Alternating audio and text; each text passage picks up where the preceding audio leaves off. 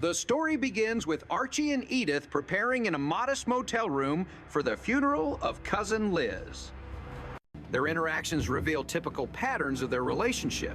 Archie complains about the atmosphere, the desk clerk's comments, and the adult film option advertised through the room phone system, while Edith tries to stay focused on dressing properly and managing her nerves. Archie examines the view and grumbles about seeing a few small cars in the parking lot, dismissing the room's price compared to the scenery. When Edith worries about whether the funeral will be an open casket ceremony, Archie reacts bluntly, reminding her that the deceased cannot look back. Their discussion touches on mortality regrets and the inability to tell people how wonderful they are before they die, but Archie brushes off sentiment. As they arrive at Veronica's apartment, where mourners gather, Edith mourns sincerely, while Archie immediately scans the surroundings for potential valuables, especially noticing a silver tea set. Veronica, composed but grieving, thanks guests for attending and apologizes if she does not speak much. Archie is impressed by some furniture and electronics, hinting that certain items could add to inheritance value. Edith focuses instead on the sentimental value of the tea set, explaining its long history in their family. She recalls how it was passed through several generations and represents heritage rather than monetary worth. Archie, however, whispers that antiques can sell for high prices. Soon, Veronica asks Edith to speak privately. In a quiet room, Veronica confesses that she and cousin Liz live together, not only as roommates, but as partners in a committed romantic relationship for 25 years. Edith at first misinterprets the emotional tone, assuming the two simply shared a close friendship, but gradually realizes Veronica refers to a deeper same-sex bond. Veronica worries about revealing this, afraid of judgment and of losing her job. When Edith understands, she reacts sympathetically and acknowledges it must have been very difficult to hide love for decades. She reassures Veronica that she deserves the tea set more than anyone because she shared her life with Liz longer and more intimately than blood relatives. Archie overhears fragments of the conversation and reacts with disbelief and discomfort.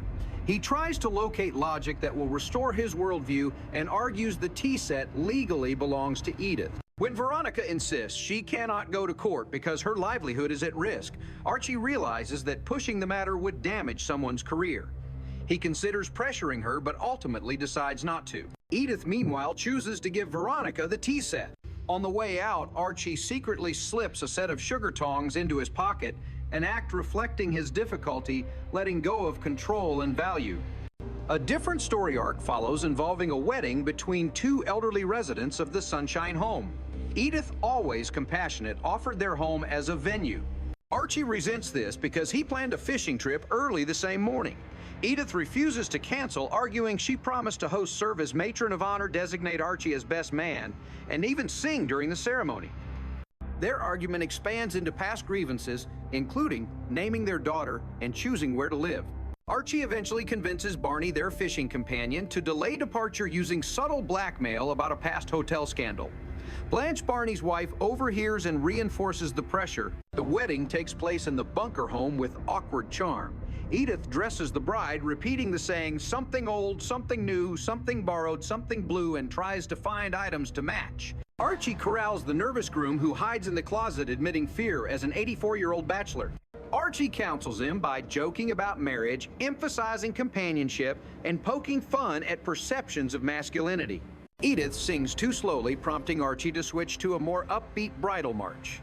The ceremony concludes successfully, and soon after, the newlyweds surprisingly join the fishing trip. Another major thread begins with Archie's ambition to open a new bar, Archie's Place. Believing he can improve his fortunes beyond factory work, he calls his boss to claim sickness despite Edith's fear he will lose his job. He arrives early at the bar and barks orders at Harry the bartender, complaining about a spring in a stool and insisting on blue toilet water. Harry reminds Archie he used to be a pleasant customer, but now behaves like a demanding boss. Feeling mistreated, Harry quits and leaves to work at McFeeney's Topless Bar down the street. Carlos, who assists at the bar, leaves as well. Archie panics because it is opening night. Edith, Gloria, and her husband Mike step up to help. Edith serves as hostess, Gloria waits tables, and Mike tends bar despite lacking experience.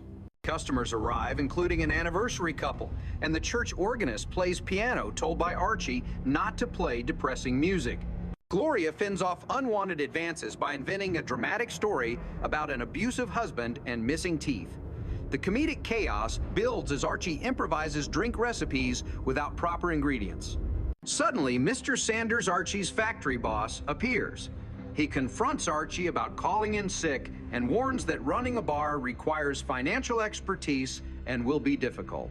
Archie impulsively quits his factory job rather than apologize. Sanders warns him not to come back if the venture fails and leaves. Archie maintains bravado, insisting business will grow, even claiming he could open 2 bars someday. Over time, Archie's bar attendance fluctuates. A bill collector visits demanding nearly $3,000 in unpaid refrigeration fees, warning that equipment will be removed by Wednesday. Archie panics and invents excuses, including fake daughters with exaggerated ailments. The collector remains firm. As Archie's panic builds, Harry returns to mock him, bragging about topless crowds. Archie insists topless bars are immoral, claiming customers quickly tire of nudity. Stress increases, and someone casually offers Archie stimulant pills. They claim many workers use them to stay energetic. Archie denies dependency at first, then keeps them in his pocket just in case. He begins using them in moments of frustration, claiming they give energy. Soon his behavior becomes erratic. He stays awake late, painting the porch at 3 in the morning, waking neighbors and singing loudly. Edith pleads for rest, but Archie continues, insisting he finally has time to complete a long-promised task. Neighbors complain, but Archie dismisses them. Morning arrives, and Edith tries to feed him breakfast, but he refuses, claiming people eat too much. Gloria and Mike worry privately that the pills are affecting his behavior. At the bar, his hands shake slightly, his pacing quickens, and conversation becomes scattered. The jukebox music overwhelms him, and he grows irritated at minor inconveniences. Customers avoid confrontation and gradually drift out. Archie begins searching newspapers for business strategies and insists he needs an efficiency expert to organize the bar. He rehearses imaginary conversations about expansion, still dreaming about opening a second location. Meanwhile, his bar remains nearly empty. He becomes increasingly aggressive toward Barney, who continues using the restroom without buying drinks. Archie throws eggs at him again, symbolic of his inability to manage failure productively. As Wednesday approaches, Archie feels trapped. The thought of losing refrigeration equipment terrifies him. Without it, food and beer cannot be stored properly. When the collector returns, Archie's excuses escalate. He tries sympathy, humor, guilt, and threats. Nothing works. The collector presents deadlines unemotionally, leaving Archie to stew in dread. One night, Archie begs Edith to dance with him in the living room. She refuses gently. He begins to tease her, loudly misreading her exhaustion as reluctance to have fun. He performs dramatic gestures, shouting at neighbors and urging applause. When Edith finally leads him upstairs, he collapses into his chair, drained from lack of sleep. This moment ends a cycle of manic behavior, leaving Archie vulnerable. Exhaustion settles. Silence becomes heavy. The story leans toward an impending confrontation between pride and reality. Edith's compassion remains constant. Even when dealing with Archie's flaws, she circles back to support and encouragement. As Archie returns to the bar once more, the emptiness becomes more noticeable. The stools remain vacant, the air feels still, and the jukebox sits silent as though waiting for better days. Archie wipes the same glass repeatedly, a gesture more symbolic than functional. He keeps pacing, glancing at the door, hoping customers might walk through it by chance. His face reflects forced optimism, but beneath the surface is growing worry. The stimulant pills push him into restless activity, but cannot create business. Barney soon arrives again, casually asking to use the restroom. Archie protests at length, arguing that frequent restroom visits without purchasing anything is unfair. The conversation escalates into comedic bickering, and Archie, still frustrated, throws an egg at Barney. The shell cracks, creating a mess that symbolizes the crumbling of Archie's composure. Barney reminds him gently that he was once friendly, yet now seems irritable and unfocused. Archie deflects responsibility, blaming the neighborhood competition and trends. Later, Harry returns from the topless bar to collect a bartender guidebook. He boasts about large crowds, high profits, and energetic staff. Archie dismisses topless entertainment as vulgar, repeating that after seeing 2 breasts, one has seen them all. Despite the insult, jealousy is clear behind his insults. Harry warns him that neighborhood bars are dying due to shifting tastes and economics. Archie insists morality will win in the long run, but the room answers quietly. As Archie grows increasingly obsessed with business trends, he reads articles about modern management. He quotes buzzwords out of context, insisting efficiency experts could optimize the bar. Mike and Gloria exchange worried glances, recognizing that Archie lacks sleep but refuses to acknowledge exhaustion. He races back and forth behind the bar, rearranging bottles and napkins, repeatedly believing constant motion equals control. Meanwhile, Edith watches out of concern. She urges Archie to rest, afraid his health may deteriorate. He rejects her worries, insisting that ambition requires sacrifice. At dinner, Archie refuses to eat again, claiming too much food makes people sluggish. Edith gently leaves food in the oven just in case he changes his mind. The pills continue pushing him toward sleeplessness. At night, Archie bolts upright from his chair, grabs a paintbrush and bucket, and storms outside. He begins painting the porch again at 3 in the morning, splashing paint across boards unevenly.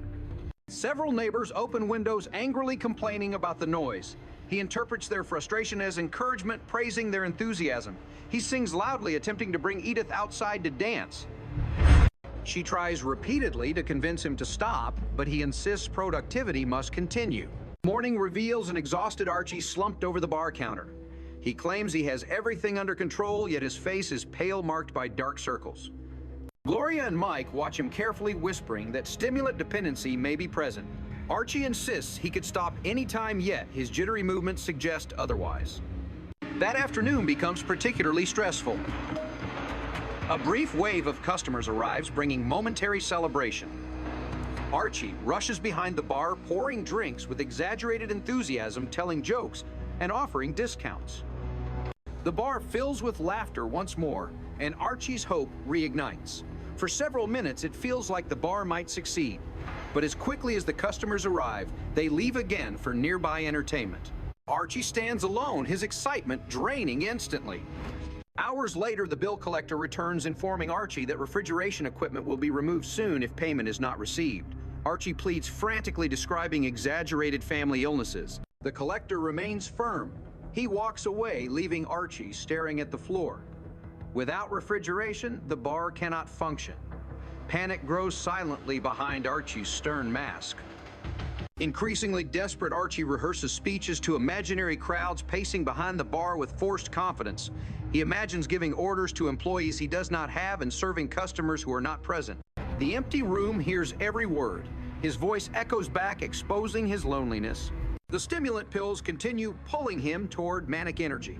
He begins calling friends at odd hours, asking for business advice, unaware of how irrational he sounds. Edith gently suggests medical checkups, but Archie dismisses her, claiming the body must obey the mind. The cycle repeats: restless nights, exhausted mornings, declining business denial. Barney visits again, prompting another argument.